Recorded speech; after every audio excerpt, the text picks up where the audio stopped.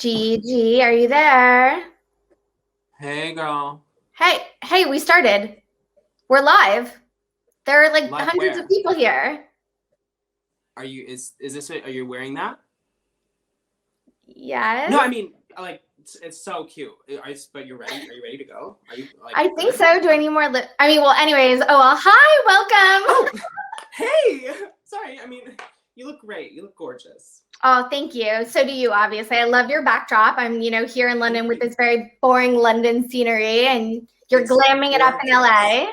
Oh, thank you so much. It's bright and early here in Los Angeles, California, but I'm happy to be here with all of you. We are so glad to have you here. I mean, this is such an important topic for so many people thinking about inclusivity, diversity. I know this is a topic near and dear to your heart. So thank you again for joining us today. Yeah, of course. I mean, this is like literally my life. This is what I've been made of and built up on is being different and, the struggle of being included, and I'm just very excited to be a part of this. Amazing. Well, thank you also to all of you who have tuned in and for you just kind of joining us in our journey with Beauty Content Killers. The Beauty Content Killers series has been going on for the last 6 weeks.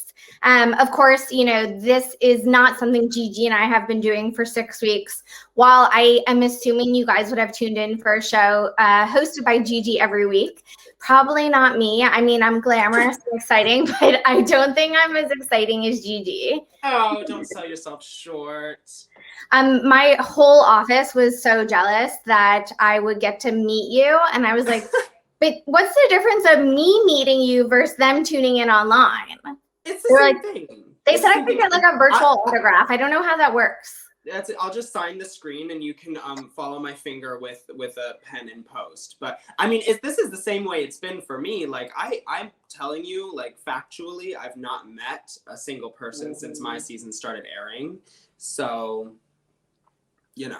this is good. This is good. Crazy. Well, hopefully we are like nearing the end of like social banishment and we can all get back to normal. Girl, it's coming. I feel it. It's so close. Well, let's drink to that. Let's drink to that. You've got what are you drinking? Champagne? Of course. I've got my cup of coffee here at 9 a.m. in Los We'll have to Angeles. send you a mimosa. I don't know why that backstage crew didn't get on it. I know. I left the gate open. Launchmetrics, where is the mimosa? Get on it. Okay, well, maybe Uber Eats will be arriving at your door any minute now. That's okay. I'll be waiting. If you like run off camera, we'll know what it's about. Okay, there's several things I have to do off camera anyway, so I might as well go pick up some alcohol.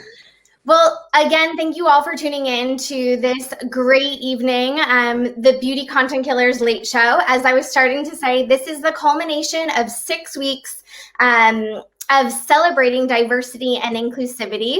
And over the last 6 weeks, we have been releasing data on the top campaigns this year from the brands that have really used their platform, their voice, and their content to celebrate such an important cause to so many of us.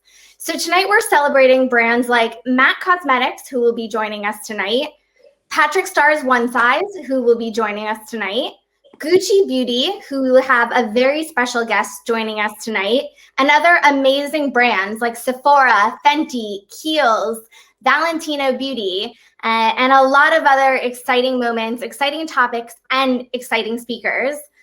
2020 was a very rough year, as Gigi and I just started to say. And honestly, for many of us, beauty and our beauty routine is kind of what kept us sane, right? Whether it was trying to do those, I don't know, Gigi, if you had any of these crazy like DIY, like sugar salt scrubs that you made. That didn't work out for me, by the way.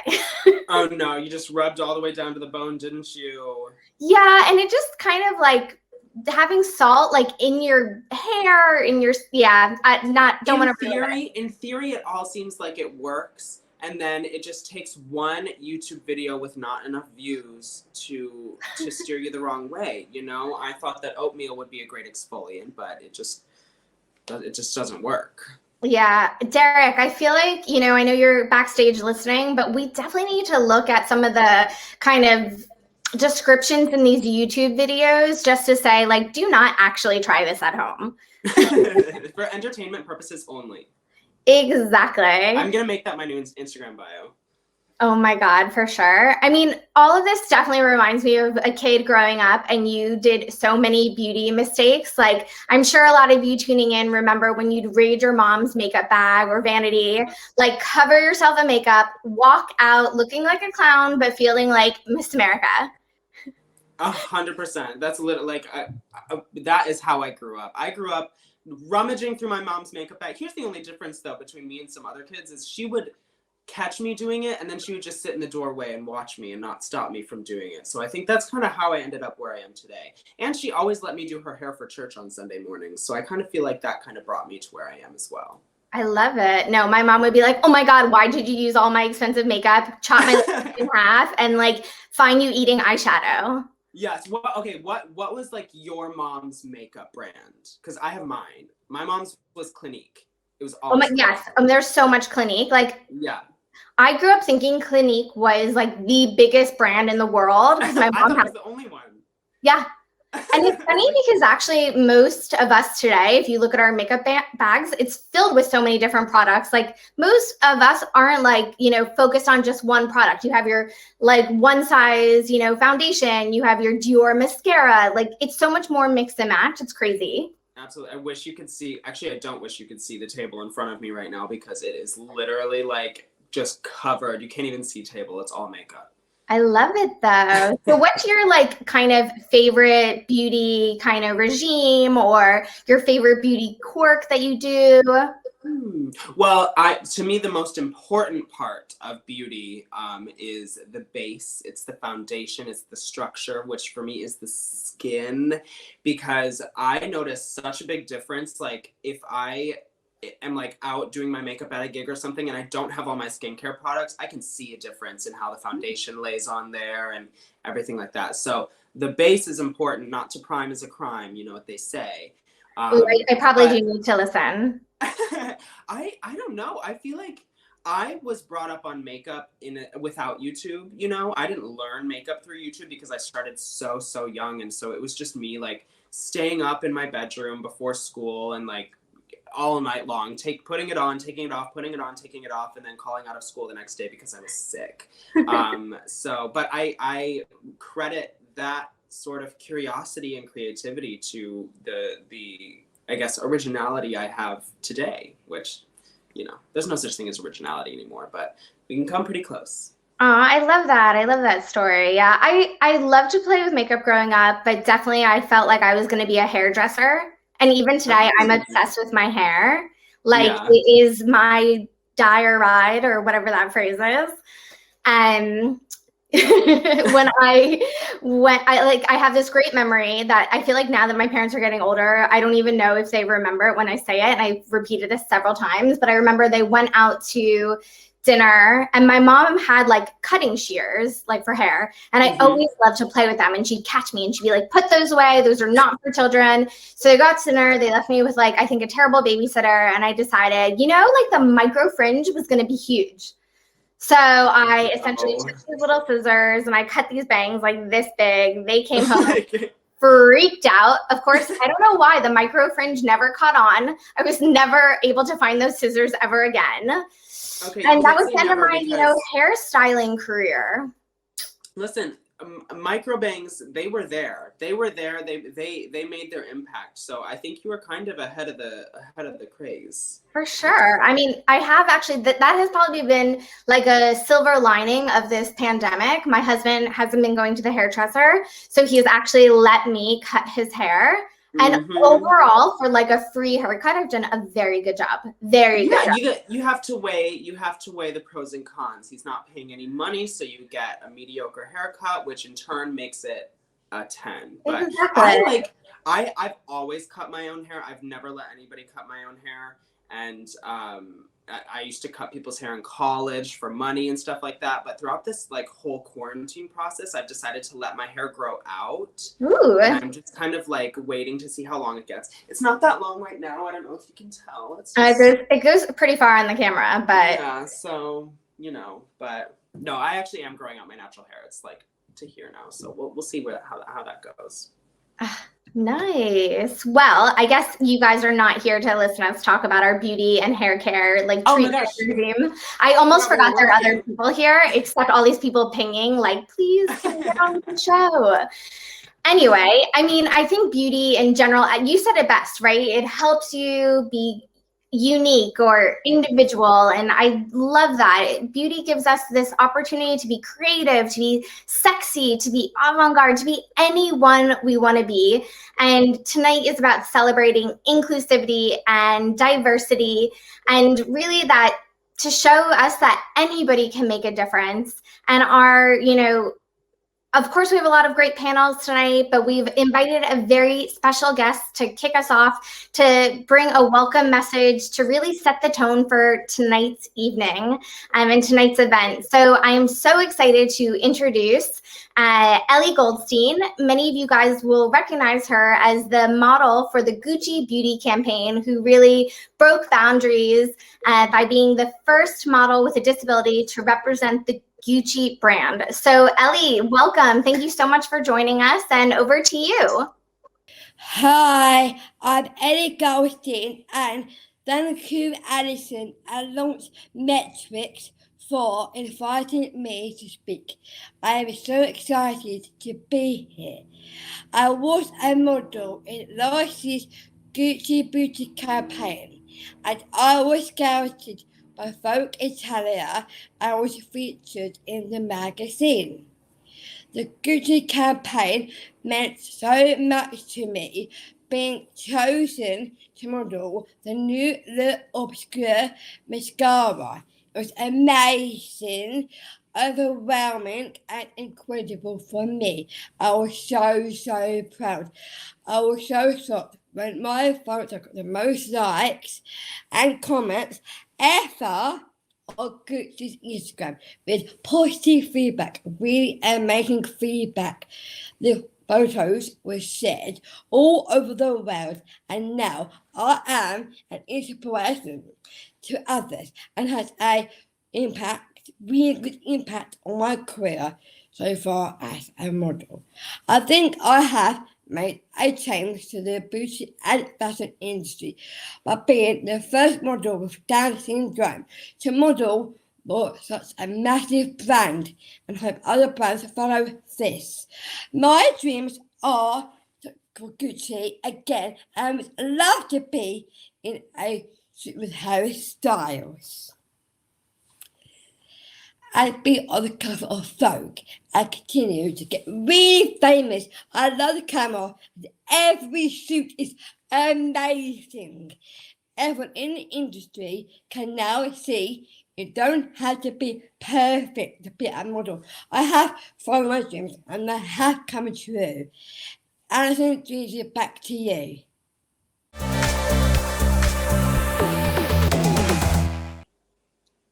Oh my God, she's just melts your heart. Like, so touching, such an inspirational message.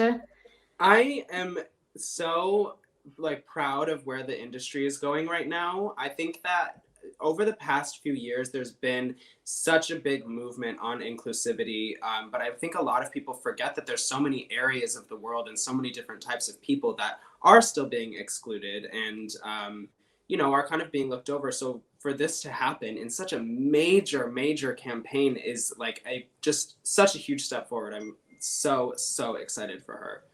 Yeah, I mean, we spoke to her obviously backstage before the event started, and just she has so much enthusiasm. She's just so positive. She has such a big heart. I know she's an inspiration to so many people, and I hope that campaign is an inspiration to so many of the brands out there that are afraid to take, a stand, afraid to do something different and see actually that's what people want, and the consumer is voting and they're voting positively. Yeah, these are people. Yeah, well, that's why we're here tonight, and this is just such a great moment to remind us that all of you out there are part of this. All of you, need to put your wallets where your heart and your mouth is, and show these brands that you're not going to take, another vanilla kind of same old. You want something different. You want something that's meaningful, and you're ready to be passionate about it as well. Yes, absolutely. And I'm excited that you guys are shedding a light on all of these topics as well. And you know, I'm really into what your company does, but I have a bit of an embarrassing question to Okay. ask. Tell me.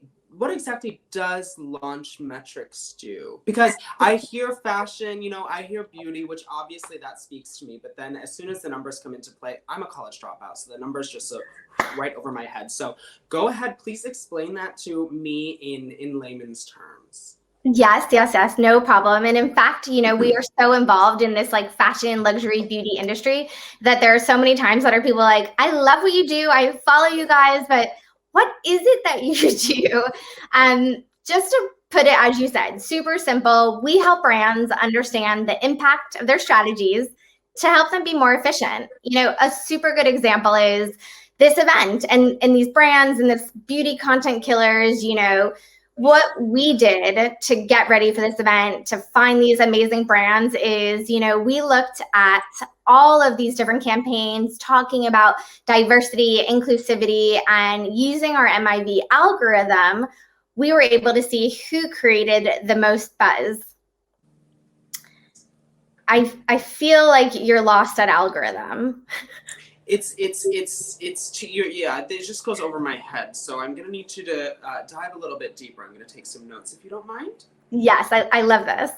Okay, so media impact value, or MIV as we call it for short, is essentially how we at Launchmetrics apply a dollar amount or a pound amount or a euro amount, don't know where you're dialing in from, to every post, interaction, or article. So think about social media posts on your Instagram or on your WeChat account, online coverage from a .com website, or you know, those covers of Vogue magazine.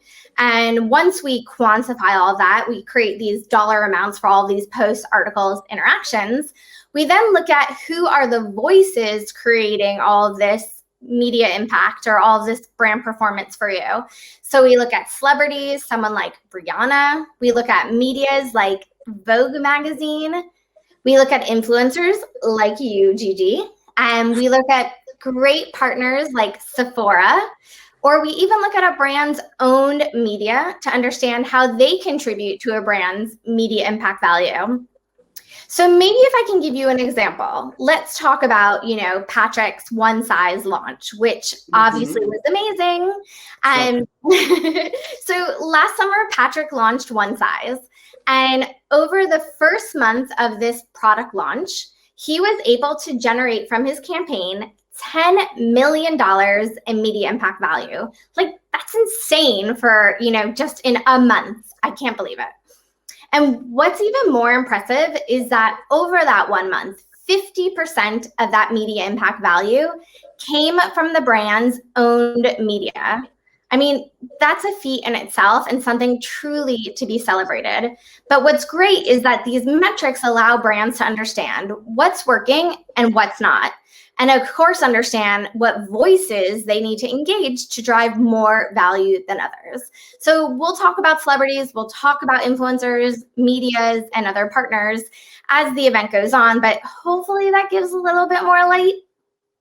Yeah, it's coming to me now. I'm starting to understand, and I'm having a lot more respect and understanding for what y'all do. Thank you. Now I got a book full of notes. I love it. I definitely think, you know, it's been such an evolution and really key in helping brands understand, you know, who are those voices, who are those influencers that are driving value for their brand, and how they should set their strategy. You know, maybe one surprise fun fact is how valuable you are to brands. So if we think about, you know, that post you did for Patrick at the launch of his One Size, that was worth nearly $200,000 in media impact value. Can you believe that? Oh, okay. Follow-up question. When do I see that money? Well, I mean, obviously as an influencer, it is so great for you to put that stuff on your resume, or I don't even know what it's called when you go to a brand. I'm gonna put it right on my Twitter right now. Exactly, just to let them know that, hey, one post from me is like 200K in the bank. So let's get those dollars coming in. Okay, well that's, wow, I had no idea that that little project was that valuable, and thank you for explaining that to me. But I want to know why this event? Why did you want to do this event? You know, why talk about this with me? Why talk about this now? You know, why now? Yeah, I mean, honestly, as a consumer myself, I can feel that the pandemic has really reset how I think about brands, the products, the services I'm spending my money on. And as I kind of mentioned before, I do feel that we all have had this shift in, you know, what we care about. And of course, you've always wanted to shop products and services that relate to you, but now more than ever, things like diversity and inclusivity cut so much closer to home for so many of us that at Launchmetrics, we just felt like, you know, we talk about content, we talk about influencers, we talk about MIB, but really let's talk about something that matters to all of us. And this is a topic that matters. And if we have the ability to bring together all of these brands, all these great influencers and tastemakers like you know, this is the moment to do it. Yes, ma'am, 100%, yes. Thank you. Well, I guess we should get on with the program.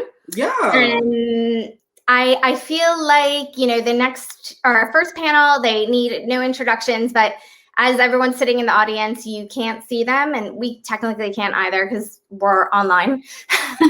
So I would be happy to welcome the king of YouTube and his queen, the original YouTube beauty personality and founder of One Size Beauty, Derek Blasberg and Patrick Starr. Woo!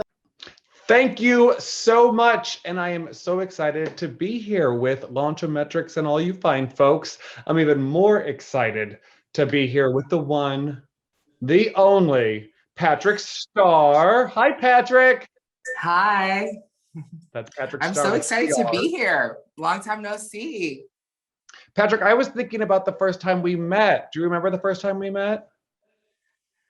I think it was at a dinner, was it? Or fashion? I thought the first time we met was at Fashion Week. We went to a fashion show together and we sat, Yes. and that feels like a whole other world away, doesn't it? Yeah, it was crazy. I believe we met like virtually or through the woods of the YouTube interwebs, and because your name was just being tossed around like this unicorn, and we were all like, "This Derek Blasberg, who is she?" And pop she goes, gallivanting around Fashion Week. So it's been such an honor to see your world merge with our space. A unicorn, I'll take it. So we are sort of speaking today to the Launchmetrics audience, who I assume already know of the fantastic and fabulous Patrick Starr. But my favorite thing about your story is how it began. My favorite part of your story on YouTube is how it began.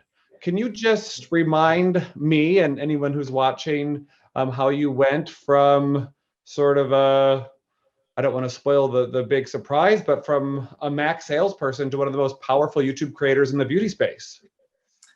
Thank you. Yeah, I started working at the Mac counter as a young child. I always loved creating. I loved art. I loved the extravaganza. And I think I channeled everything in my power, all of my talents into YouTube in 2013. And it wasn't until one day I was asked to remove my makeup at work, which then prompted me to put my energy into what I knew then as the YouTube. And I uploaded a video because I had no hours at work to clock in. So I said, you know what, I'm just gonna clock in online and show that I still love makeup. And in a matter of short, maybe I think 3 or 4 years, I managed to have a massive collaboration with MAC Cosmetics, which then caught the attention of my partners to then start One Size Beauty, which is in North America, in Sephora, and also in Southeast Asia. So it's been quite the ride. But the lessons that I've learned about vulnerability, authenticity, credibility, and also leveraging my being and also for my community through the celebrities that I've worked with and done makeup on my channel, including your friend Katy Perry, Kim Kardashian, Paris Hilton, Kris Jenner. It's been, as a young gay boy, Tyra Banks, Naomi Campbell, who you introduced me to. It's been such an incredible journey, all because of YouTube and because of who I am as a person, to do it not just for me, but for so many people watching. Well, this is such a great segue. I mean, honestly, Patrick, you're so good at this, you don't even need me. But the next thing I want to talk to you about is One Size. So obviously your beginnings are in the makeup counter. You launched this YouTube channel. Why did you decide to create your own brand? I wanted something that was for me, my people. I remember shopping at the store one day, and I remember when I was picking up a foundation before I started working at MAC, I was asking for a friend. I would be like, my friend is about this color, and my friend is about this shade. My friend has these concealer this shade. And I was so scared shopping for makeup. And then when it came to the opportunity in terms of the purpose of the brand and the intent of the brand and the why, it stands for the unseen and the unheard. And when you look at my brand, One Size Beauty, we're red and we're pink, we're loud, disruptive. And for me, those codes alone represent self-love. That's why I'm in red, and and so is pink. I want people to love themselves through the power of makeup and what I've experienced in my beauty journey in this industry. And I feel like there's no other person in the beauty space in Sephora like me that is as disruptive. We're here to shake things up. We're here to turn up the bass. My new foundation was just launched, Turn Up the Bass. And we're here to just represent every single type of beauty, every brand of beauty. I'm so happy to hear you say that. There are so many reasons I love working at YouTube, but honestly, one of the best and most fulfilling reasons is that there are young people like you, and I grew up gay in a part of the country that didn't love boys in makeup either. And YouTube has created a community where it's safe for little boys to play with makeup and little kids to do what they want to do too, and that feels great. Yeah, it's incredible to see the amount of men then when I started in 2013 as a 23-year-old then to now, 8 years later, and to see boys that are 13, that are 10, that are 20, that are 40, taking the mic into their own hands and carving a space for them is really powerful, all thanks to the power of the internet. Tell me the truth, Patrick. Do you have any friends from your Mac counter days and you were so thrilled, you felt so good to send them your own product now? Oh my gosh, my best friends, yeah, two of my best girlfriends I call every day that have worked with me are and my beauty assistant who worked with me at my first Mac counter. It's so crazy that we're creating something for so many people, for so many stores, for the world.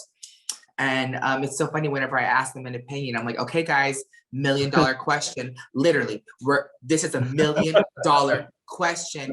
And to think that we have the power to do that is so exciting, and it's such a thrill that I never thought I would experience. This is Launchmetrics, so I do have some figures for you. Your debut, your opening music video when you launched One Size, reportedly earned more than $10 million in media impact value. That's outrageous. That's $10 million questions, if you ask me.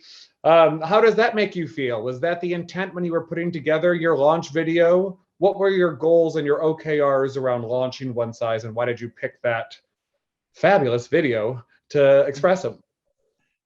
Well, it's crazy. I was told by a fellow founder, Hank and Henry, who has his line, he's a dear friend. He said, you know what, Patrick, you can't make money without meaning.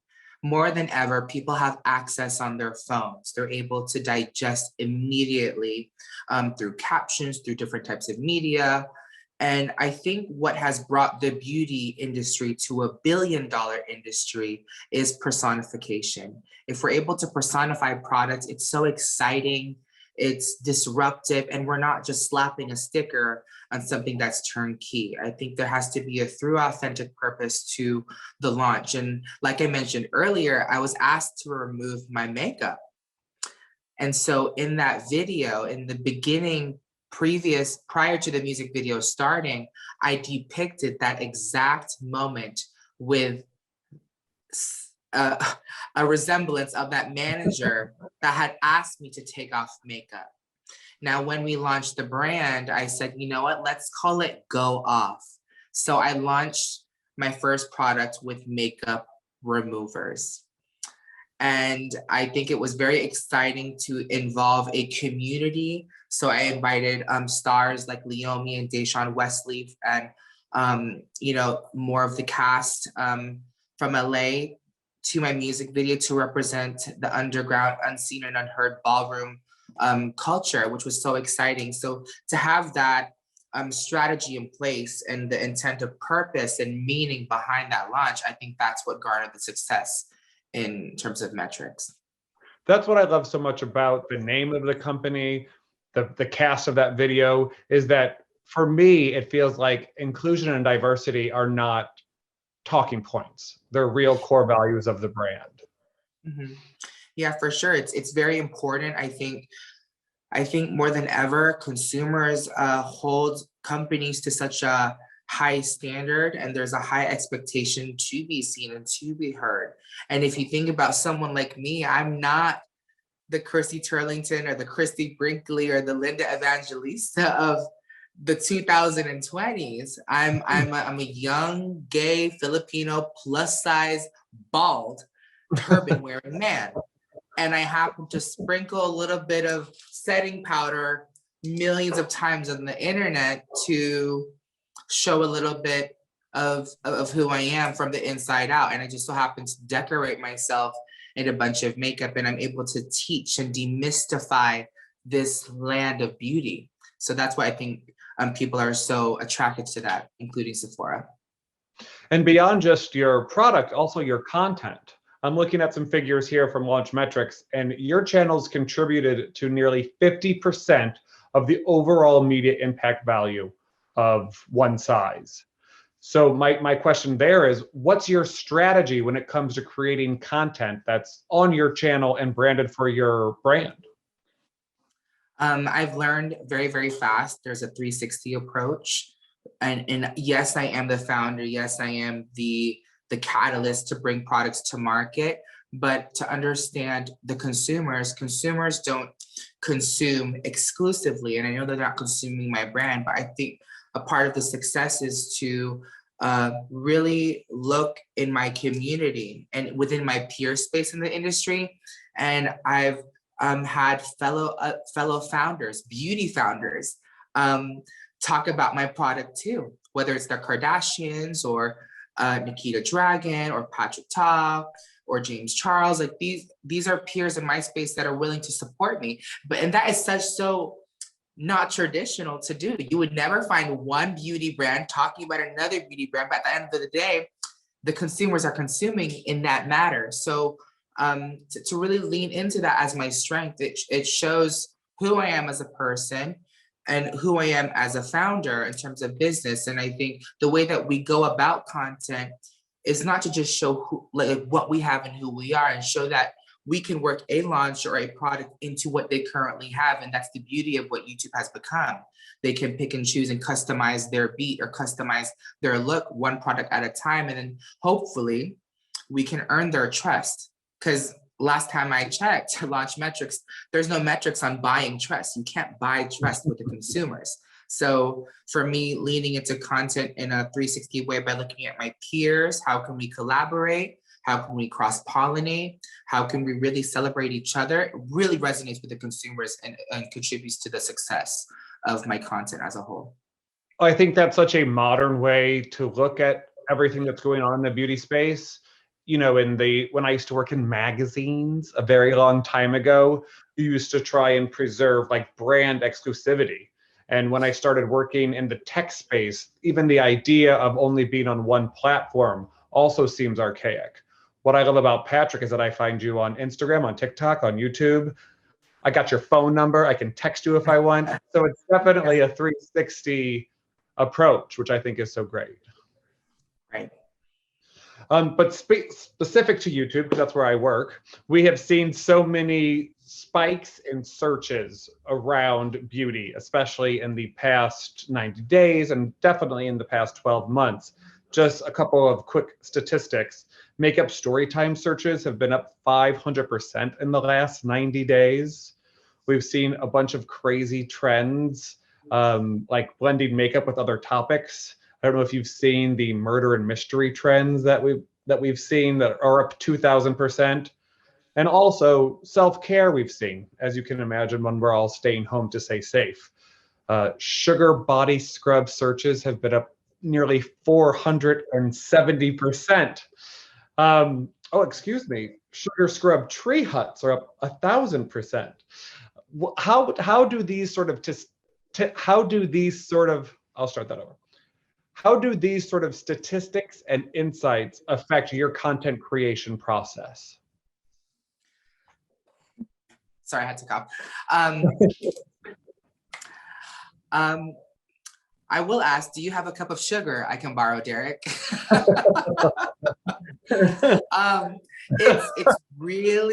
It's really important to pay attention closely to these trends, not in terms of for algorithm's sake, but because consumers, like the majority of them, are really watching, and to incorporate that into beauty is such a important thing to get your content out there. And we really pay attention on every single trend. We watch the metrics, we look at different keywords, we look at visuals on how it implements, how it impacts how consumers view us. There's so much in terms of marketing and how we express that in sales and also in digital and everywhere we're seen. You're also very clever to have so many real quality friends in the beauty space. I'm looking at your statistics and Nikki Tutorials. She did a fabulous product review that resulted in 23% of overall media earned value for one of your products. I think a lot of people are curious, how do you connect and make friends with other people in the beauty space? You really have to just reach out. I think the irony is that we're social media, but you have to be super social outside of media to garner these relationships. And so I've learned that from you and how you attained such a level of class with your friendships. And I think that's how we go about our relationships, whether it's at events, whether it's through a DM, whether it's through reviewing their product launch or something that they're working on in terms of support. It's a really amazing economy where we can really celebrate each other. But with Nikki, we've gotten crab legs together, food, and we have gotten, we've done mukbangs together. We have walked the carpet together. She's borrowed my shoes and my clothes, and it's just a fabulous time with someone like her. And to see her growth and her journey is truly incredible to me and millions of people. And I'm so honored to call her a friend.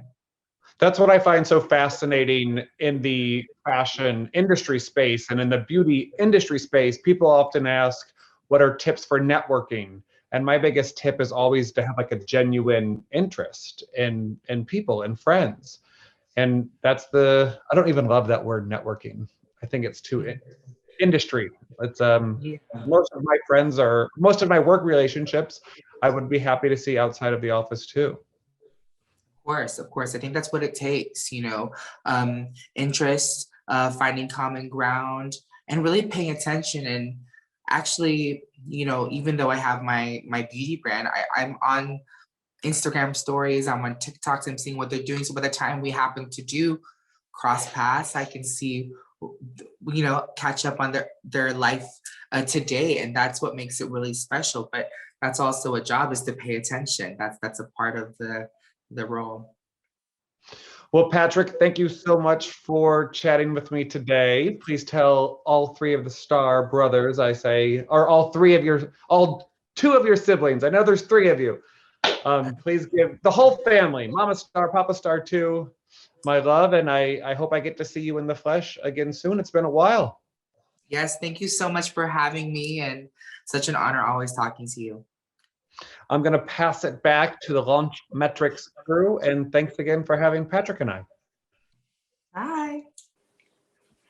I cannot tell you how obsessed I am with not only this brand, but Patrick and Drew. Y'all killed it. Okay, look at this right now. This is my this is the first thing I tried from One Size. How absolutely disgustingly filthy it is, because I don't Patrick, even know you what. definitely need to send her a new palette, because that is not camera ready.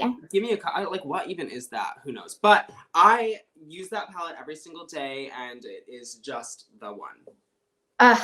I love it when you find like that killer product that you can use every day, but then it makes me so sad when they discontinue it and you're like up a creek with like no paddle. Yes. Okay. Yes. But that reminds me, like, my current go-to that I have been using, and I swear to God, this is not a product placement. Like, I have already hit pan on it. It's somewhere on this table. It's the Turn Up the Base Powder Foundation by One Size. I've been using that so nonstop that actually I'm afraid they're gonna discontinue it, and I'm probably just gonna have to stock up as much as I can. I guess, Patrick, you need to make sure Gigi gets like a lifetime supply. I'm just saying. She said it, not me. I actually, like, I don't want to tell you, but I am not good with using foundation. I think my skin looks okay in this video, but I do feel like every time we do stuff, and obviously we have the wall group coming later, so anytime we're doing stuff with them and they bring a makeup artist, I'm like, don't look directly at me, please. So nice to meet you all. I'm like, I don't want to be judged. I'm not that kind of makeup person. As I said, my hair is like my signature. Oh, yes, absolutely. Well, you look beautiful. Your skin looks beautiful. Could just be the Zoom quality, but this is my honest opinion. It's my filter. It was this or the cat filter, so I did like the tan filter. How'd you get a filter? I want one. Girl, I know people. Okay, fine. We'll get to that later. Well, I am so glad you enjoyed the panel. We have a great lineup. So many more people to come. Should we move on to the next panel? Yeah, I am loving this. I'm dying to know who's next. Give it to me. Give it to me. Okay, so our next panel is a really fab group of peeps. So we have Ami Song, influencer and founder of Song of Style, Drew Elliott, SVP, Global Creative Director of MAC Cosmetics, Risa Lake, partner and EVP of Digital Brand Architects, and Sarah Tan, Beauty Director at Refinery 29. Do you approve? Oh, absolutely, 100%. Amazing. So let's head over to them. Risa, over to you. Hi, everybody. Thank you, Launchmetrics, for having us. I am very excited about this conversation that we are about to have, really talking about the role that content plays, how it has evolved, and the voices driving that content. I'm going to be leading today's conversation. I am Risa Lake, partner and EVP of Brand Partnerships at DBA. We are a management agency, the first representing digital influencers and creators. And I am very lucky to be joined by an esteemed group of panelists. So I'm gonna let each of them introduce themselves, starting with you, Drew. Hello, it's good to be here. My name is Drew Elliott. I am the Global Creative Director of MAC Cosmetics.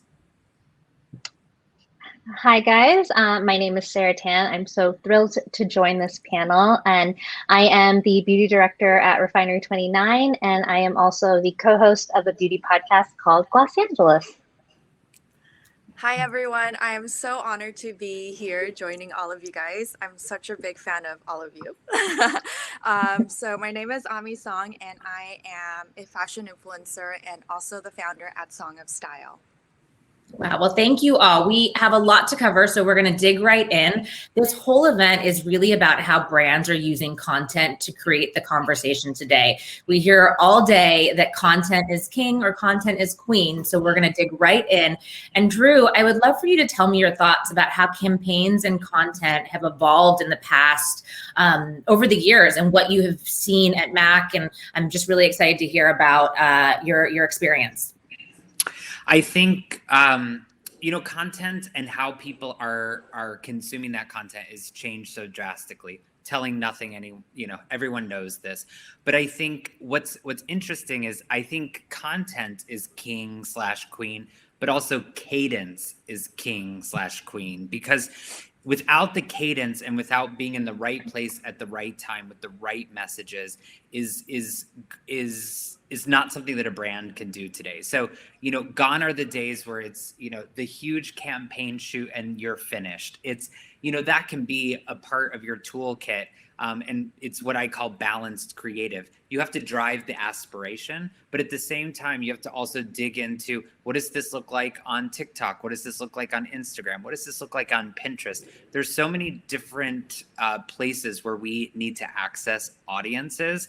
And so when we're designing campaigns at MAC, it's how are we going to really meet the audience where they are and where they need, in some cases, they need a before and after for a foundation. In some cases, they need the wild world of Cruella de Vil or, the spring color or whatever that is. So different people, different needs. And so designing into what the consumer wants instead of what your marketing calendar looks like has I think become table stakes.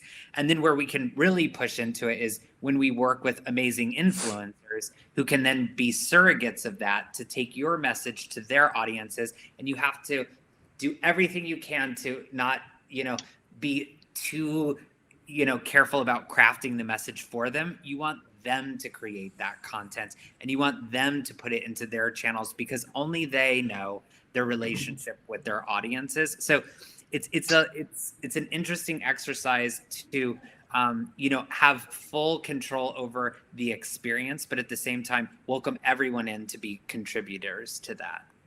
Wow. And I love that you say that. And I feel like so often, when brands are first starting to work with influencers, they have this notion that they need to protect their brand message and their brand. And it becomes so prescriptive that it doesn't leave room for Ami to get creative.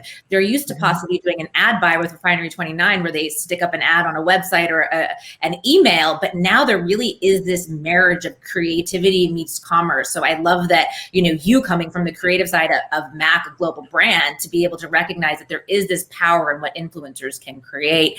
And you guys have been so successful at that.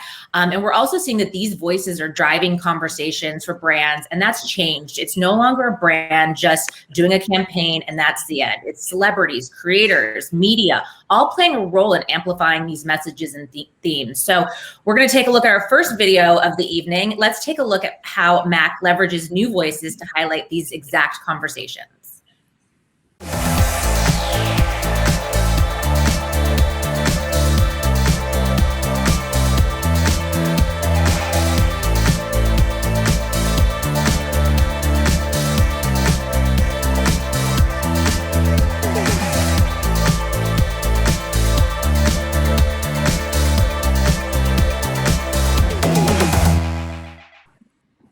Ami, we talked a little bit about, the role between creator and brand and what that collaboration looks like. I'd love for you to talk a little bit about how do you, as an influencer and a creative, play a role in this new normal of content and creation? Hi, Risa. Thanks for the question. Well, I don't think it's a new normal. I think influencers and content creators have been, putting a shift in all of this. And I think it's just the media part that's now catching up with the influencers. For an example, like when I did a campaign with Barbie, couple years ago, I had an opportunity to create my own Barbie, and for so long, Barbie had not made any like official statement about LGBTQ rights, and I used that opportunity to stand up for something that I completely believe in, which is LGBTQ like rights and equality. So I made sure that my Barbie was wearing my charity T-shirt, where like 50% of my proceeds were going to Trevor Project, and it said "Love Wins." And I was actually really scared that Barbie was going to say, no, we can't have our Barbie wear this shirt. But they agreed. And this was something that happened like several years ago, but it keeps coming up. Even like several months ago, like there was like a crazy Twitter trending thread where it said, oh, Barbie is lesbian and the lesbian girlfriend is me. So I feel like it's not like a one-time thing where it continues to happen. And I think I'm trying to use my platform, and I think a lot of influencers nowadays are using their platform to make sure that it's not just like a one-time thing, but it's like an ongoing situation. And also, like, if you think about like influencers, content creators, and even magazine editors, beauty editors, or people in the media space, a lot of them are using their platforms to amplify important topics and messages, and making sure they're continuously like featuring all those messages, which I think is very important. And I think that might be the new normal, where it's now becoming a norm for all of us to stand up for what we believe in. I love that. And Drew, you had said before something about, marketing plans and content calendars. And I think that we learned a lot over this past year, but I think that we definitely had to learn that sometimes that marketing plan needed to be pivoted because of something that was happening culturally in the world.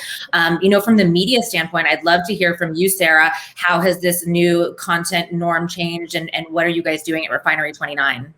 Yeah, well, I agree with Ami that, for Refinery, it's not a new normal for us. We've always been doing this. We've always wanted to be a platform where young people and young women could come and tell their stories and read about the issues that they actually care about and feel seen and represented. Long before I even joined the team, it was something that I really admired about Refinery, that, they always valued inclusivity and diversity in the people that they covered and who they wrote for as an audience, and even down to like what experts we would source for these stories. We would always just wanted to make sure that it was inclusive, speaking to our audience and amplifying their voices. So yeah, it's always been in our minds a responsibility as media. And so I'm really glad to see that other publications, other media are catching on to this and prioritizing it, and know that it's really, really important, especially to our readers and the younger generation, right?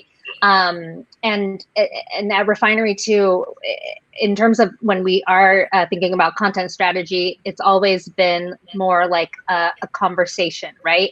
It's like a two-way dialogue where we, are talking to our readers and our audience, and we are actually, asking them like, what do they want to read about? What kind of stories do they want to see? And we're getting direct feedback from them, via our social, the comments in Instagram, on YouTube, even like little audience surveys that we do. That's what's informing our ever evolving content strategies. It's just so important, I think, for media brands, whoever, to not to talk to the audience, but to make sure that it is a dialogue.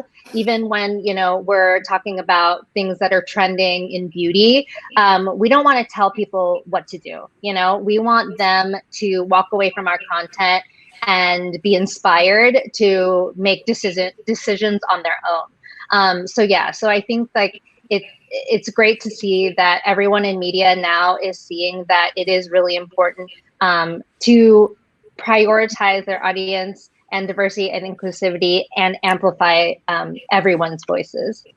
Yeah, I love that. Oh, go ahead, Drew. I think I would love to build on that, because one of the things we're talking about at MAC is how does MAC meet the moment where specifically everything is a new normal coming out of the pandemic, right? So there have been extreme losses, there have been extreme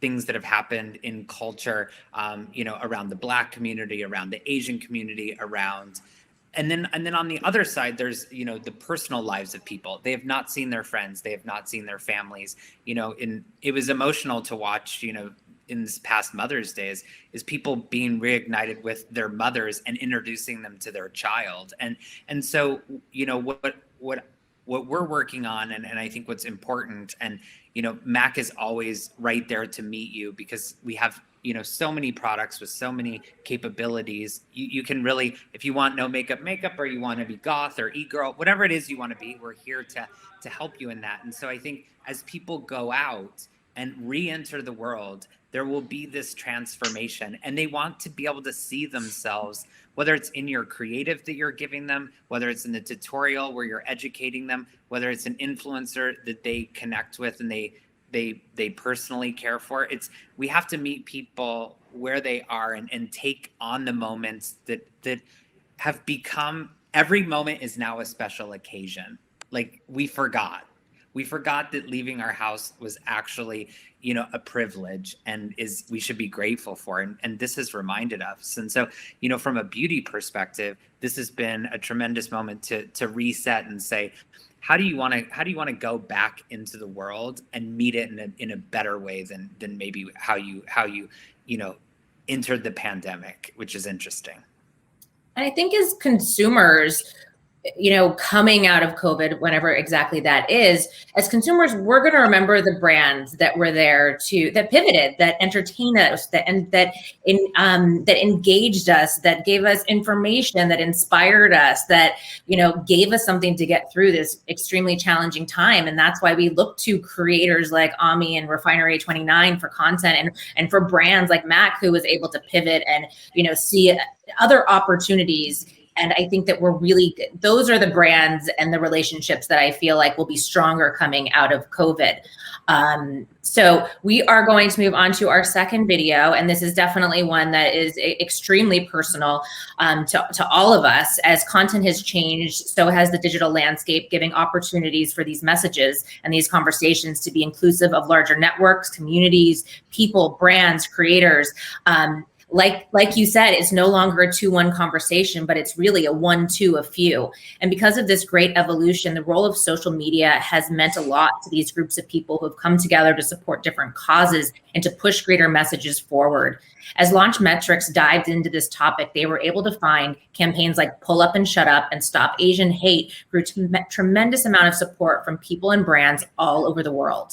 It's really moving to see what these organizations have done. And Ami, I know that this is a very personal topic for you, and you've been very outspoken about it. Not outspoken, but you've spoken up about it a lot recently.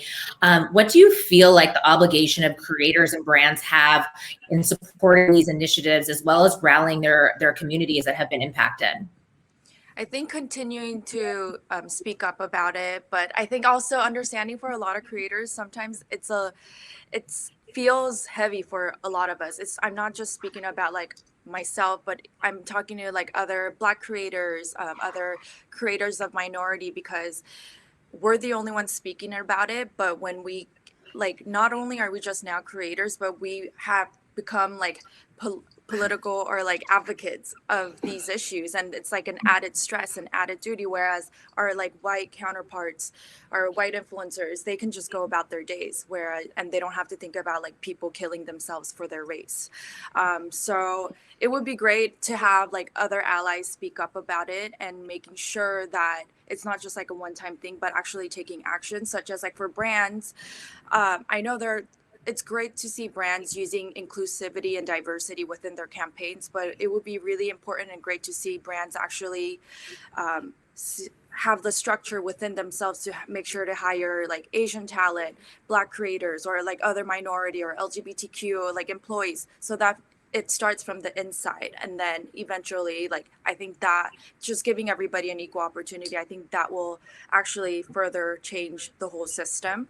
And then with influencers too, like making sure you're supporting brands and working with companies that are run by minorities or other like Black business owners.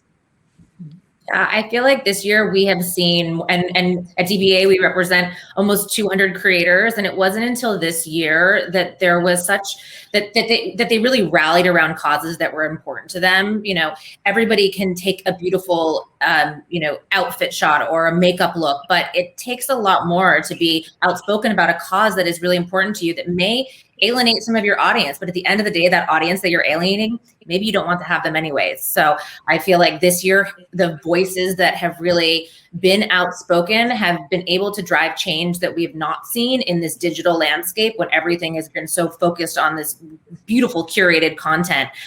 Drew, I'd love to hear from a brand perspective. How do you think brands can do better? How can they, how can they, like we've talked about, pivoting, and how can they really make change?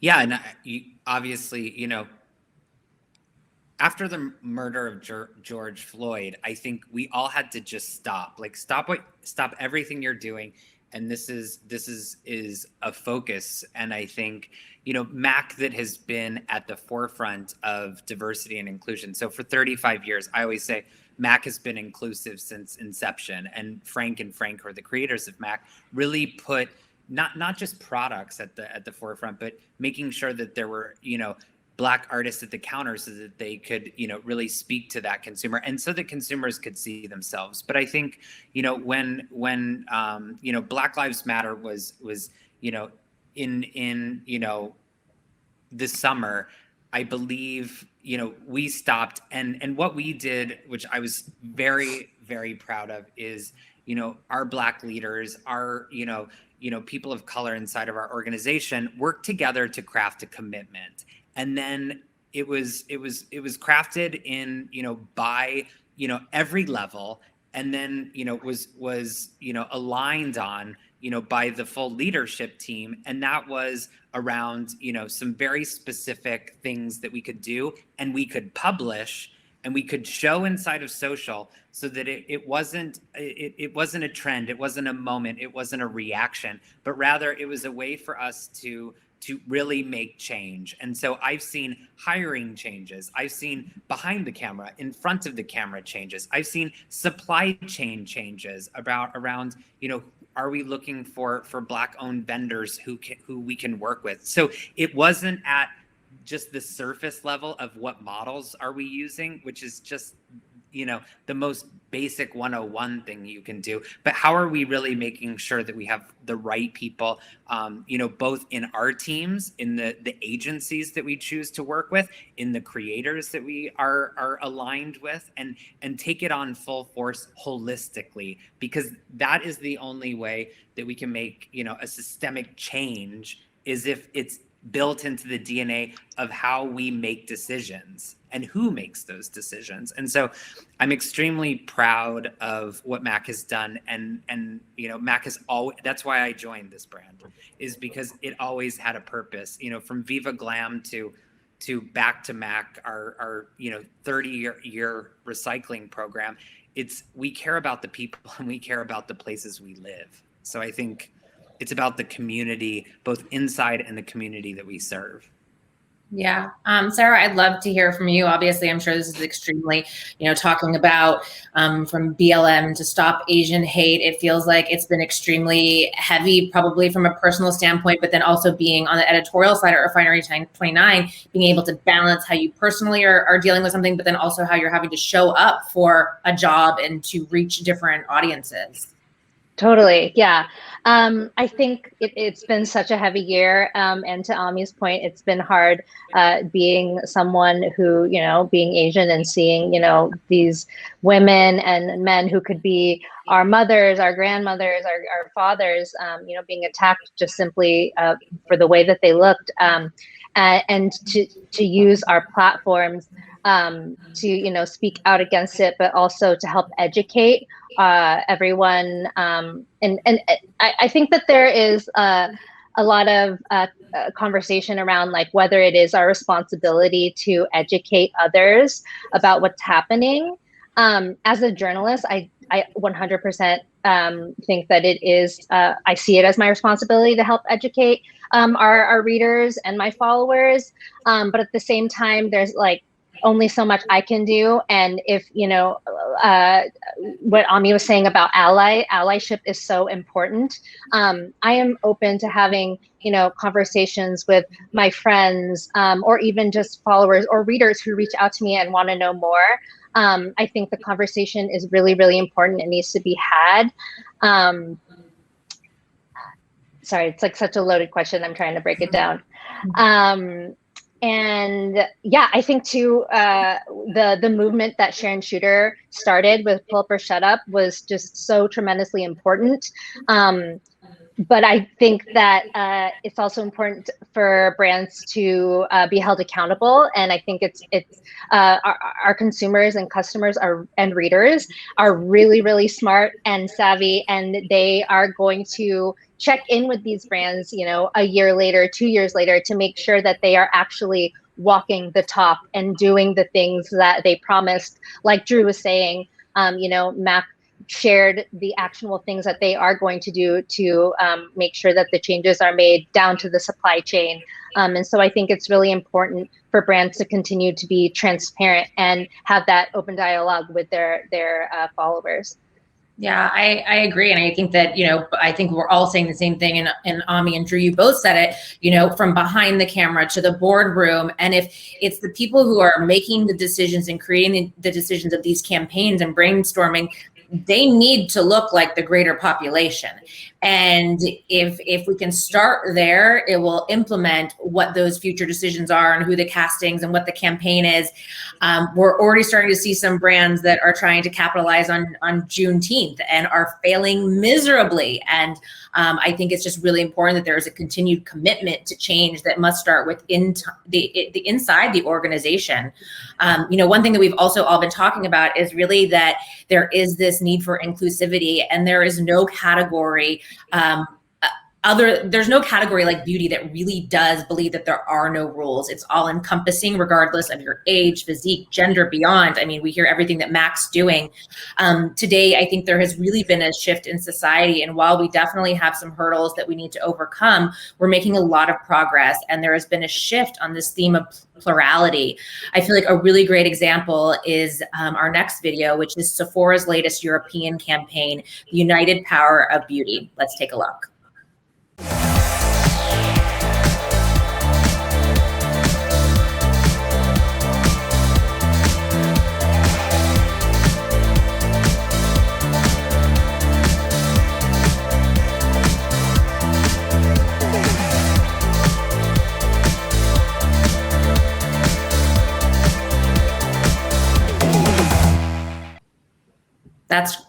That's great. You know, we've all seen what Sephora has done. Our client, Patrick Starr, one size is in Sephora, and they've completely embraced him. And just seeing how that they are also, you know, embracing other types of creators and, you know, looking to not only include sustainable brands in store, looking to include LGBTQ+, you know, women-owned brands. And I feel like there is such a huge opportunity in the beauty space to continue to show that there is inclusivity available for everybody. Sarah, as the beauty director at Refinery 29, you see everything that brands are doing. You see the products, the strategies, you see the campaigns, you see the giftings. I mean, all of it. How do you think that brands can integrate the theme of plurality better into their ethos? Yeah. You can look to MAC and see what they're doing as an example. But truly, I mean, what Drew was saying, like it has to be like the changes need to happen holistically, right? I think the beauty industry, we've made such incredible strides over the last few years, and I've been, you know, doing beauty for so long. So it's great to finally see these changes being made. More and more communities are finally getting to see themselves represented and celebrated in not just the product offerings, but the campaigns. And they're actually getting to be part of this conversation finally. But I think that there's so much about beauty that celebrates self-expression. But it needs to be remembered that beauty is really personal and like very subjective. And so you could have this big marketing campaign that that announces that you celebrate diversity. But when it comes down to it, are you like really touting diversity in the products that you're making, in the people that you're hiring to help make those products, in the leadership positions at the company? I've seen so many brands who have tried to follow Fenty Beauty, and they're like, okay, we're gonna release 40 different shades of foundation, but are they actually testing those shades on women of color, on women who have deeper pigmentation? Like, are they actually reaching out to them to see if it works for them, or are they simply just going to the lab and like bringing them like all these Pantone colors and are like, can you just make these shades so we can look like that we have an inclusive shade range? And that goes for hair obviously as well, and budgets too, and so in addition to serving a diverse audience that has different hair, skin types, we want to be mindful of budget, gender, age, all of these things. I know it's a lot, but like at the end of the day, if you are touting yourself as like a brand that serves a diverse community, you really need to back it up. So if you have an advertisement that features a woman who has 4C hair, you want to make sure that you have a product that caters to a woman who has 4C hair. It's like not that complicated, but I think it's surprising. I think it would surprise a lot of people to realize how performative it can sometimes be. Yeah, I also, from the influencer standpoint, I feel like so many brands, they have their gifting list of everybody that they're sending the products to. But if that product doesn't make sense for that influencer based on the qualities or the characteristics that you just said, whether it's shade range or someone who has natural hair that can't use a certain product, like brands need to really do their research when they're talking to influencers. And someone like Ami has such a tremendous power of pulling in her audience and asking them questions. And Ami, like what is your audience asking for in terms of beauty? In terms of beauty, everything. Yeah. No, but I think because I am Asian, a lot of my Asian audience, they'll ask what I use, like the sensitive skin. Like I've also suffered from eczema since I was a little kid. So just making sure, like I know a lot of brands, like when it comes to beauty brands, they're like talking about like sensitivity. Oh, it doesn't like especially if there's like retinol, but there have been like products where it said it's for sensitive skin and I couldn't use it. And then I think for me, because I'm also a consumer, I gravitate towards brands that cater towards like my skin type. And I mean, that's the brand that I'm gonna like even promote, even if I'm not getting paid. I'm like constantly using it and promoting it so I could share with my audience. Yeah, you want to, I mean, same thing with Refinery 29 and MAC, you want to provide what the consumer needs. But I feel like sometimes brands are if the right people are not sitting at the table to identify what those consumer needs are, that end product is not going to be a success. I think to add to that, it's not even at the table. So it's not even in conference rooms. I think, one of the things that I found really fascinating about MAC is since we have 13,000 artists around the world, it's, they're constantly finding, skin tones that we haven't made for. And they're coming back to us and saying, we really don't have this shade with this undertone, with this, that's going to meet our consumers. And so, we'll work together and make those things. Or, when Harris Reed, who's a gender fluid fashion designer, when we were introduced to Harris Reed and they were, presenting a college, the college collection, and getting behind someone who is just starting out in their career, and then now, launching a makeup collection with them, and then all of a sudden seeing Harry Styles is wearing the clothes and on the cover of Vogue and all of those things. I think it's championing people at like these very small places that isn't mass. It's getting it before when it's needed, and then it organically flows out as opposed to being opportunistic of a moment that you saw a need in a marketing sense, as opposed to how are you going to best serve the community and the consumer in your design. Yeah, absolutely. This has been such an amazing chat, and we are down to our last question. As diversity and inclusivity is becoming increasingly important to consumers today, as we've been talking about on this entire panel, with the desire for them to align themselves with brands, products, and share their values, do you think that brands see this as a trend to sell products, similar to diversity washing or similar to the trend of sustainability and greenwashing? How can brands really make this a priority to change their businesses and not just be another talking point or a checked off list? You know, when we talk to brands and we're casting for influencers, a year ago, there was almost like this checklist. Okay, we have an Asian influencer, we have a Black influencer. At that point, they probably didn't even say Black, they probably said African American. Maybe we have someone plus size. I'm not even sure if we make plus size clothes. Like, it was this checklist. And now I feel like we hopefully are moving away from a checklist and we do not go back to it. But Drew, I mean, I would love your thoughts. Well, I think, diversity, inclusion, equity, it's not a trend. And I think we know it's not a trend because, in all the analytics and all the information that we see, when we design with diverse groups and we design for diverse groups, we see that from a business perspective and just from a community perspective, we're doing the right things. And I think it's our job, in working in brands, representing brands, covering brands, it's our job to hold ourselves and hold each other and list accountable for these things, and also be constantly listening to the nuances of what our consumer is asking us and making sure at the end of the day, are they able to see themselves in our brand or the things that we're putting out? And the main box that we need to tick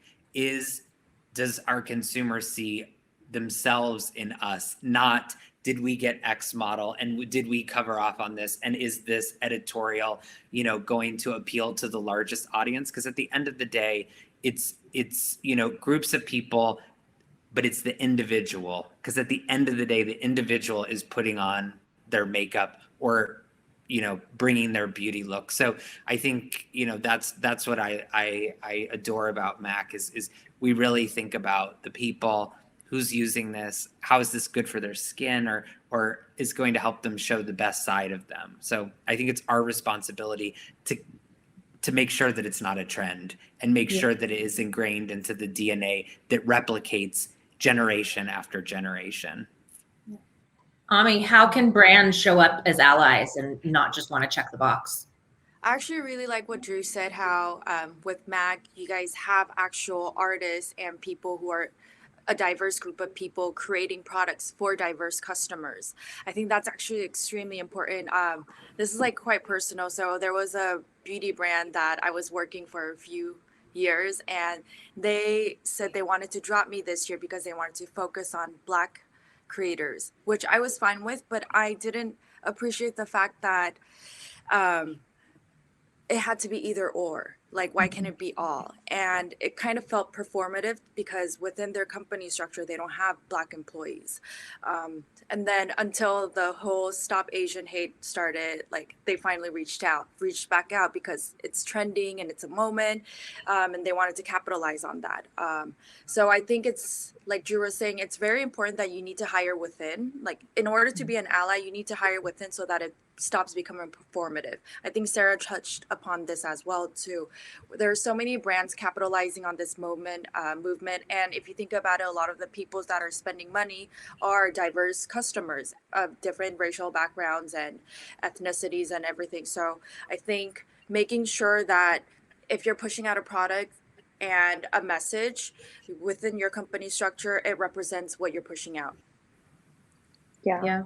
What about you, Sarah? I have to agree with what Ami was saying. Customers are they're so much more conscious now, especially, the younger generation. They are very specific with the money that they're spending and who they're spending it with. And they want to make sure that their money is driving impact, right? And that the brands that they are purchasing from and where they're reading and the influencers they're following align with their values. but they also can tell when it's not being done authentically, right? So I think that going forward, brands just really need to continue to be super transparent. I don't think you have an option anymore. I don't think you can simply just release a collection and do a pretty, campaign and then just like wave goodbye and hope for the best. Like, you really have to back all of your messaging up, right? And if you are marketing to like a specific community, making sure that you make it known like what contributions you're making to that community, who's behind the scenes at the company, who is helping to make these changes, and like what products you're making, like who is behind the products that are being made, and if they are actually authentically helping to solve issues specific to these people. So yeah, I think at the end of the day, authenticity and transparency are super, super important in the success of a brand. Absolutely. Well, I just want to thank all of you so much for joining me this evening. I hope that this was insightful for the audience who is listening in to us. Follow all the folks on the screen on social media. Continue to follow along with Max. Support the brands that you love, that you see are supporting diverse communities. And I just want to thank Launchmetrics for having us. We look forward to hopefully seeing all of you in real life soon. So thank you so much. Fingers crossed. Well, thank you guys so much. Thank you, Risa, for hosting such an amazing panel. I feel actually maybe you should have been the co-host with Gigi. You felt like a little more powerful than me. But I guess my boss probably would be wondering, as the CMO, why I even have this job then. But that was really great. And I think, everyone, Drew, Ami, Sarah, you guys had so many important comments. I think that it's true. Brands need to think more holistically. Diversity isn't something you tick off of a box. You need to think that your customers are everywhere. They're every gender, every race. And you should mimic that. That should be a part of your ethos. That should be a part of, what you're delivering. And, Gigi, you've become this celebrity. You have a lot of responsibility. What do you feel your role is in this kind of message, this moment, this movement? Well, thank you. But I feel that I'm lucky enough to have been a part of a show and a series that celebrates just being you and just doing you and, letting others feed off of that. And for me, I just feel like my responsibility is not only putting these issues on a pedestal, but also making sure that I'm living my life as authentically as possible, as I did before I was on the show, but it's even more important now. I think that a lot of times people can let fame sort of alter and shift who they are just because of the kind of jobs they might want to get or the kind of demographic they need to fit into. But like I said before, we are headed in a different direction now. And it's not that all these cookie cutter models that we had before won't still be used, because they're still people too, and they still represent a type of person. But I think that now there's just kind of added in versions of other different people that are real and that you see every day and people who you can relate to. And I feel so lucky to have been, placed where I am in my life, because I, have had this crazy upbringing. I've been so lucky to be brought up the way that I was brought up, by the mother I was brought up by, being surrounded by friends who always accepted me, being in a school that was very accepting. And of course you have your obstacles. I definitely had mine, but it's moving in a direction where these people who went through these things and have had to deal with these comments and have had to deal with constant rejection are now being put in the spotlight, which is just so important to move forward. If we don't do that, we're just going to stay stagnant. And a famous drag queen on my season, Miss Heidi N. Closet, once told me, if you're not growing, you're dead. And that sticks with me every single day. So I couldn't agree more. It's so powerful. It's true. And I do also love, what RuPaul always says, if you can't love yourself, how in the hell are you going to love someone else? And Girl, we need to celebrate who we are. it sounds like a cliche because you hear it all the time, but it's the truth. Nothing truer has ever been said. If you can't love yourself, how in the hell are you going to love somebody else? Yeah. And society needs to allow us to not have that pressure of being cookie cutter. I don't know. So that was a great panel. Oh, thank you guys again. As I said, I really am just so happy about everyone that's joining us tonight. I really feel like everyone has such a positive message, and yeah. It just feels good. It just feels good. And I think we have one more panel, correct? Yes. I'm going to do the introduction. Gosh. I can't believe that yes, I would love to do the introduction. I can't believe that we are already nearing the end of our journey together. It's been so much fun, but I would love to introduce the last panel. For our last panel, we have makeup artist Jez Hill, SVP and Managing Director Allie Bird, and founder and CEO of Tude Beauty, Shari Siadat. Okay, over to you gals. Let's get it going. Woo! Thank you, Launchmetrics, for having us. I'm happy to introduce the incredible panelists joining us today. Shari Siadat, the founder of Tude, a clean beauty brand designed to be ageless, genderless, and multi-purpose. Growing up as a first-generation Iranian American, Shari realized that she was trying to fit into too narrow a standard of beauty, and that wasn't serving her.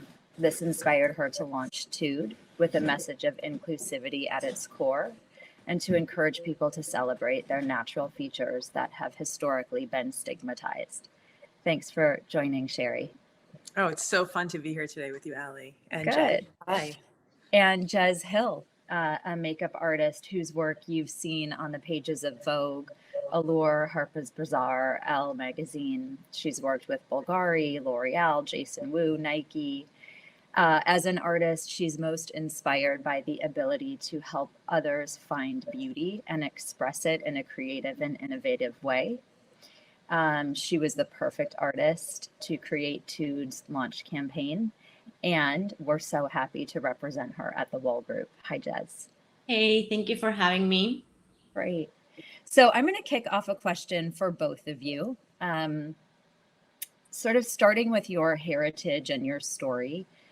Growing up, we're all given messages of what beauty is and what the rules of beauty are. So two-part question. One, how did that impact your development and bring you where you are today? And then also, maybe if you could give us your definition of what beauty is. Shari, why don't we start with you? Sure. It's so interesting how I was raised and how I view myself through the beauty lens completely changed the trajectory of my life.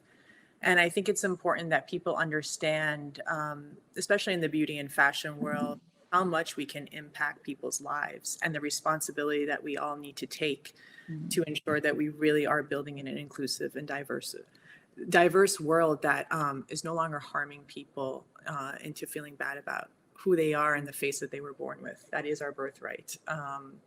I grew up, as you know, as an Iranian American, still am, and I grew up in a very small town in Massachusetts where I was in a sea of blonde hair and blue eyes.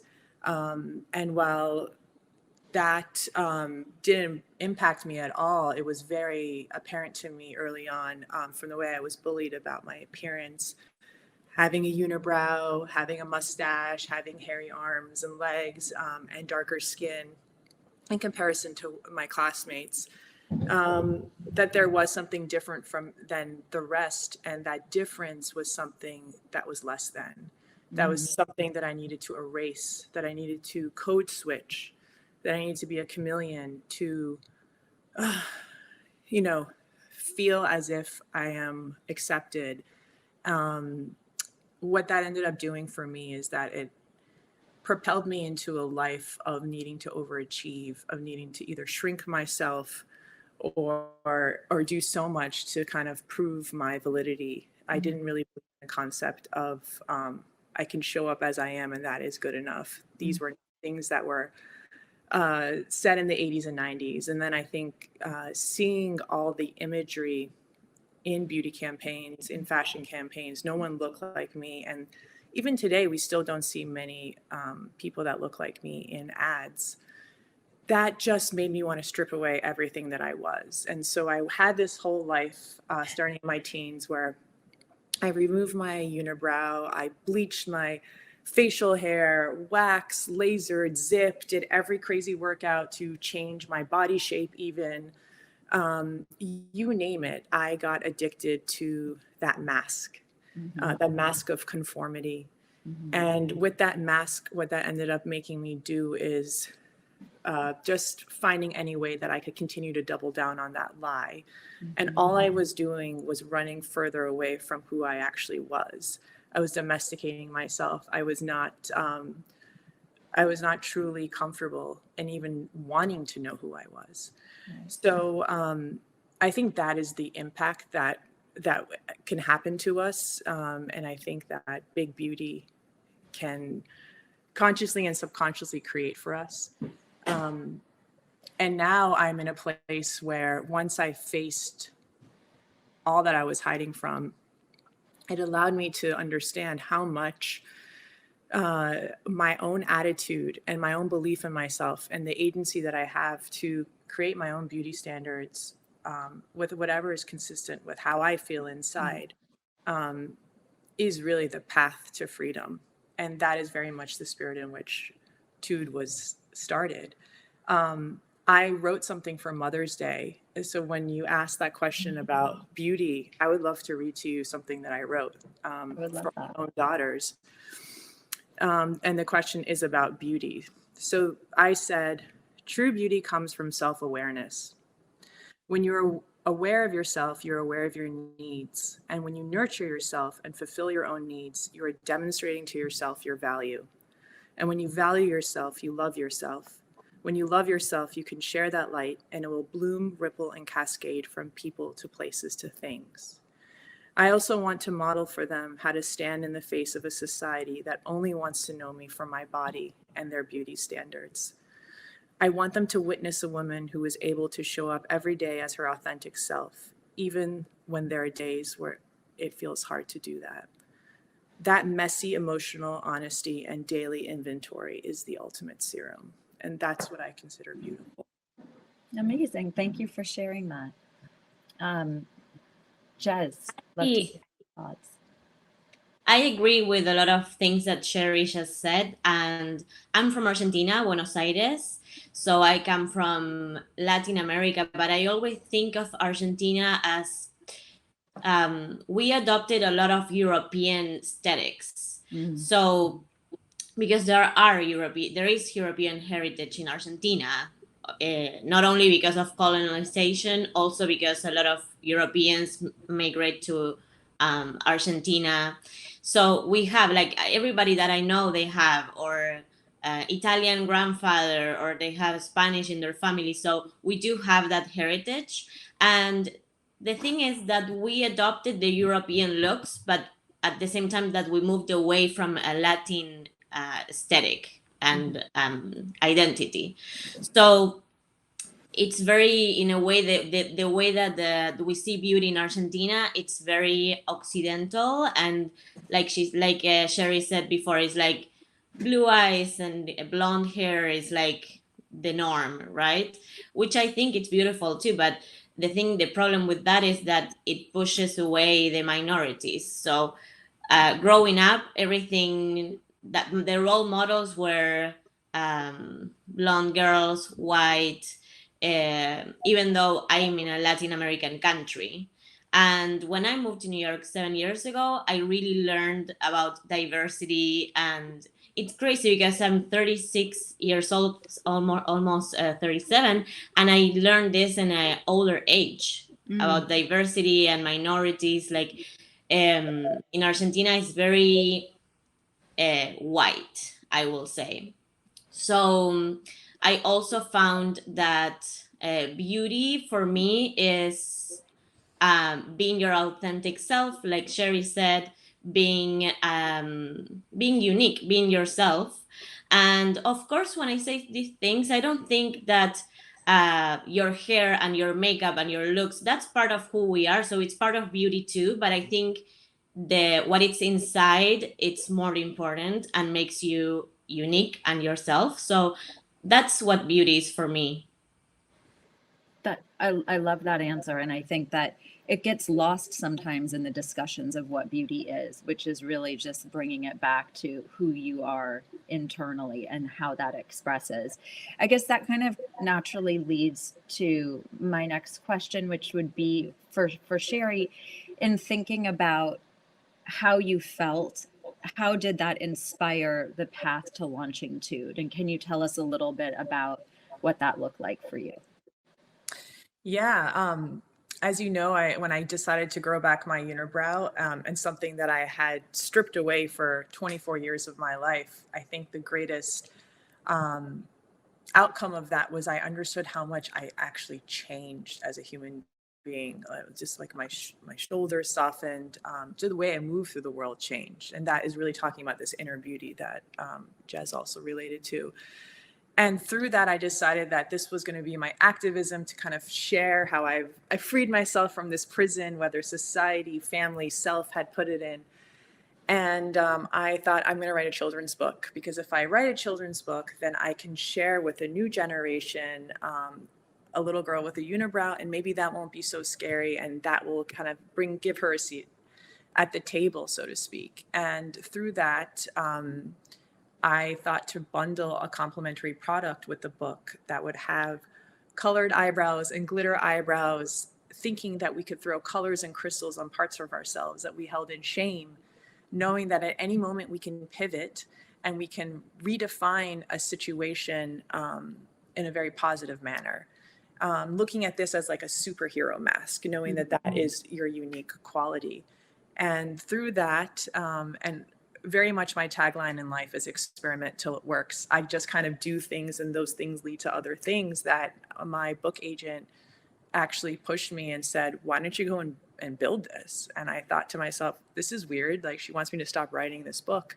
But she was onto something, and that's how I fell into Tude Beauty. I didn't have grandiose plans to launch a beauty brand, or even what it is today. I just kind of started to say, can I come up with one clean product that I feel have like non-hormone disruptive chemicals in a clean color and performance line, really at the intersection of that. That's something that doesn't exist yet. And with Tude, that was a solution for that. I also care so much about Mother Earth and thinking about how products are made and making sure that sustainability is really about not only creating products that when we take resources, we're also planting resources back and then actually growing them beyond what we took. I thought to myself, if these are things that I can do through this brand, then I will launch this brand. And that's kind of how I fell into it. But from a messaging standpoint, what was very important for me with Tude is to really turn the question around on beauty, which is beauty industry has always profited off of creating insecurities and then selling us a solution to solve that insecurity. I wanted to just call bullshit on that whole thing, to say, what if we actually had fun with makeup and we don't need to erase, contour, highlight, watch a 7-minute tutorial or need a glam squad to put on a little look that allows you to accentuate anything that you want. And at any moment we feel differently about ourselves. And that's the whole point of knowing yourself. So when you know yourself, maybe one day you want a little dab of something, another day you want more of a visually expressive look.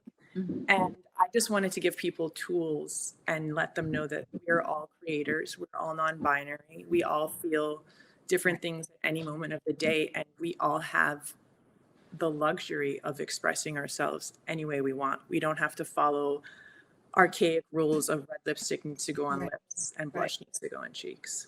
I think that's interesting, Jez, because as a professional working makeup artist, right, you're called to create beautiful, traditional looks, maybe contour. It's not a bad word, right? It's only bad if it's the only thing that we're allowed to express, and that we have to put on a mask a certain way and look like everyone else. And I think that that's naturally where, makeup gets to be playful if we want it to be. So Jez, speaking to that, and sort of how traditional products might be always used in one way, how did you find working with Tude and sort of the concept of what the products are like?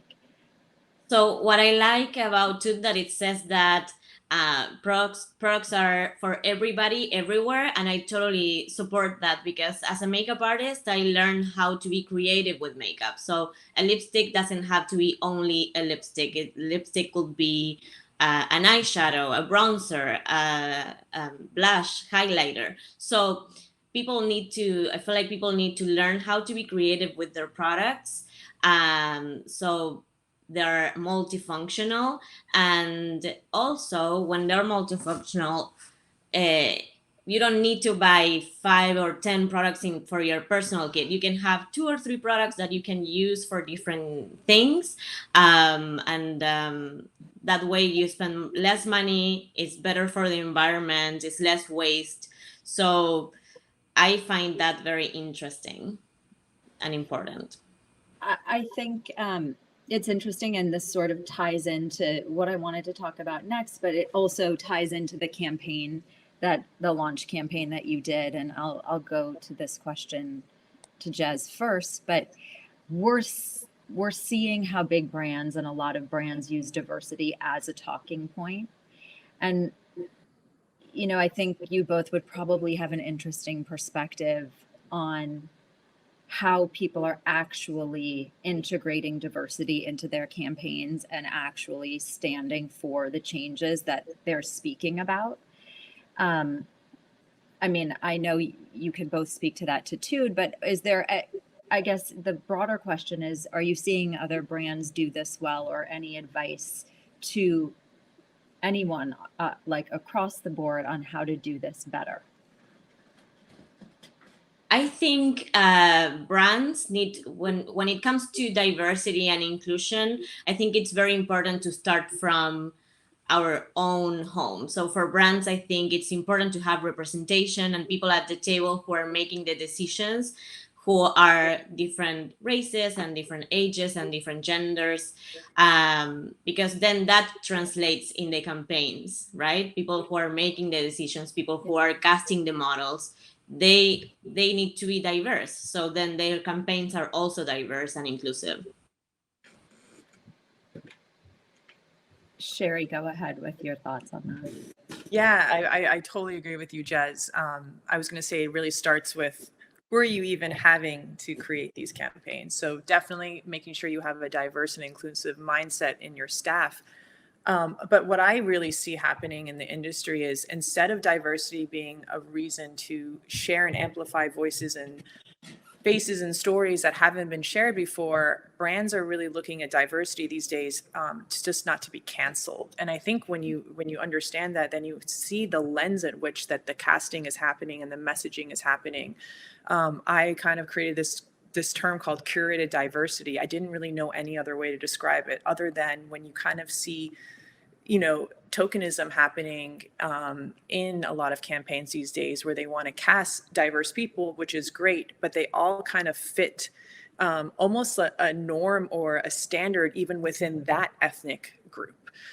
What I am really eager to see, and what I really am trying to do at Tude, is how do we go beyond the faces? How do we really show the faces and also tell the stories that have never been shown before in beauty and in fashion? I think the more we share, the more we have a sense of understanding of everyone's perspective. And I think that's how we really grow this message. Yeah, I think, we think about what happened this past year in 2020 and everything that was brought to the forefront as far as social justice and how that pushed brands to engage in that conversation. And I'm just wondering, thoughts of like, do brands have a duty to use their platforms to talk and communicate about this and to support, and in what ways do you think that brands should be giving marginalized voices a platform to be heard? Oh, Shari, you can go ahead with that. Oh, okay. I mean, I look at it completely my duty and responsibility. I mean, I think maybe this is a rare situation, but Tude was really born out of the activism to do such, to fight white supremacy, to fight how I felt that there was kind of this elite few that were dictating the beauty standards. As you know, from my own personal life experience as a kid, I was so impacted from what I saw in the media and from the stories that were told to me about beauty and really looking kind of one way. So, of course, for me, it is a brand's responsibility. And also collectively as an industry, we have to be mindful. Now we know better. Maybe in the past, we didn't understand the psychological harm that what we did to people. But now that we have more stories coming out and more people speaking up, now it's time to really change the way things have been done. Yeah. Well, in my case, I think corporations have, when you have a platform, especially nowadays with social media, when you have a platform, you have a responsibility. And they have the power of shaping people's lives as well. They've been shaping the beauty standards for years. So the same way that they've been doing it that way, now we can change the narrative and do it in a different way. And when it comes to social justice, I think it's important as well that they talk about that and they have the conversation. And today it's all about community. So I feel like people need to talk about that, and people need companies who care about that, and they support brands that are aligned with things that they care about. So they have to do it. And if they are not, if there are brands that they're not doing it, they should think about that, because I think it's very important nowadays, especially after last year. Yeah, I think that that's exactly right, Jez. As we all, during the pandemic, this was already happening, this shift to, does the brand, does the product align with my values, right? And people really being able to see that. And you can also see, like, via social media, brands that are giving lip service, but that they're not actually engaged in the cause. And you can see consumers moving towards maybe smaller brands, less known brands, developing the upstarts that are coming in with having this real deep core of, this is who we are, this is who we stand for, and then, by the way, this is the product that we make. Obviously, I think that comes like with personal health, with what the ingredients are and the efficacy, and sharing values. And I guess the question is, do you see that as a trend that will continue when life returns to normal? I hate even using those words, return to normal. I think we all long for there to be wide-ranging systemic change moving forward. But as a trend, do you see this continuing? I don't see it as a trend, because if I think back, when I was a teenager, when I was a kid, I didn't talk about the environment or animal cruelty or a lot of the things that these young generations talk about, and they're having these conversations from a very early age. So I think it's a change that we've been seeing for the last few years, not only after the pandemic. So I don't think it's a trend at all. I think this is going to stay. Yeah. Yeah, I'm looking at this, reopening of the world, hopefully as a reopening of a portal to a new world. At least that's my hope, and that's what I'm really fighting for. I think we're in a moment of transition. It's almost as if we're all in our cocoon that we're all in. We're in a very transformative time now, where the collective mindsets are all coming together. I feel like there's like conscious warriors, so to speak, where we all feel that this is our collective mission to come together to pave this way forward. I think old patriarchal systems are starting to break down. I think that the shift in consumerism, people are awakening to the realities. And I think quarantine allowed people a moment of stillness. When we're constantly on the go, there's a lot of distractions and we fall into very robotic patterns. And right now, with the pattern having been disrupted and with people sitting still and in a lot of pain, I think pain can actually be the greatest catalyst for change. And I do feel that we are taking our pain and turning it into purpose now. That's so beautifully said, Shari. I also think it just ties us right back to the beginning, which is, the shame and the pain that you felt and not seeing yourself reflected, and all of the years of your life in between, and becoming a mother, and relationships and all of that. And then you're back to where you started, which was, I won't let that control me, and I will take that into my own hands and make it something beautiful. And I think that's what people respond to. And I really appreciate both of your honesty and willingness to show up and just have a very vulnerable conversation. It's not easy, I think, or maybe it's easy for you now, Shari, but it probably took all of the intervening years to get here. I do want to say one thing about that, because I've been sitting with that. I think we're very energetically connected, Allie. I always thought that growing back my unibrow was the end destination. I thought I opened Pandora's box and I slayed my dragon, and that's it. I'm cured. Like, I'm unstoppable now. How naive of me to think that back in 2017, because what ended up happening is quarantine hit, and then I had to deal with my COVID grays. And I didn't understand how much that would be an unpacking of all of these, self-bullying and critical thought that I had about myself, about aging, about feeling expired and whatnot. And then recently, about 2.5 months ago, I got into an accident where I have been not able to exercise, and I've had to really sit still, and I've put on weight. And so now I feel like the next frontier is, how am I comfortable again, not fitting an ideal that I had created. So I'm basically saying the work is constant. Right. And I think the goal here is, how are we all awakened to that, the fact that the work is constant, and we all work together and support one another in fellowship to kind of move conversations forward, and also make people feel like they don't have to have it figured out. In fact, the messy part is critical to the healing. Right. Jez, any last words from you before we end? Oh, thank you so much for having me, and it was a very, very moving conversation. I loved hearing what Shari had to say. You say things in such a beautiful way, and you made me think a few things. So thank you for that. Oh, that's so sweet. Thank you both. Have a great rest of your day. Thank you so much. Thank you, Allie. Thank Bye, you, guys. everyone. Bye. Bye. I don't know about you, but I feel inspired. I love this message about how we're individuals, and so life is all about being unique, being yourself. I mean, literally, it's what we've been talking about all night, but, embracing yourself, breaking barriers, don't follow any rules, be you.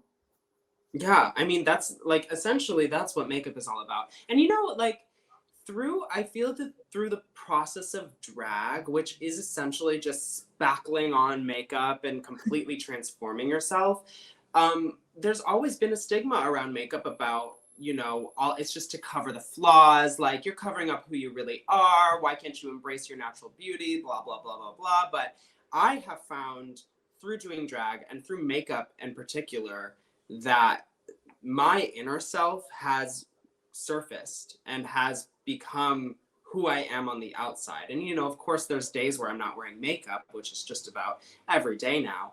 But when I do get to put that makeup on, when I do get to come into character, it feels like I'm coming into my own, and it feels like Gigi is jumping out. And then when I'm done, I can put her right back in. And she, RuPaul told my close friend Simone on this past season that the power you have in drag is available to you whenever you want. So whether you have makeup on or not, that creativity is still inside of you. And I just think makeup is a way to accentuate who you naturally are. I love that. I did not hear that phrase from RuPaul. Well, I guess he said it to Simone directly. Your friend who just won, I heard that, or I saw that. Yeah. Crazy. So crazy. She's sitting right across the street. I feel like tonight has been all about, why beauty is like just so linked to this topic and so important. It's not just another industry. It's an expression. It's a form of an expression, a vehicle of expression. And I love that. Yeah, I don't think there's any reason to put any shame towards any type of beauty. And I kind of think that like, there's also like, people say this, and I think Patrick Starr has actually been a big proponent of this and saying that there really are no rules to makeup. You know what I mean? Like, and just now I'm literally wearing liquid lipstick on my eyes. I'm wearing an eyeliner. Just like you, it's just what you said. Yeah. I'm wearing a lipstick as blush. Like it's exactly what it is. You know, that's what they were saying in the panel, and you don't have to subscribe to the rules of makeup. You can do whatever you want. Agreed. And I hope that's what everyone learns. I hope the brands that have tuned in tonight that weren't featured in Beauty Content Killers, I hope you guys understand the power you have with your content, with your platforms, with your owned media, the influencers you work with.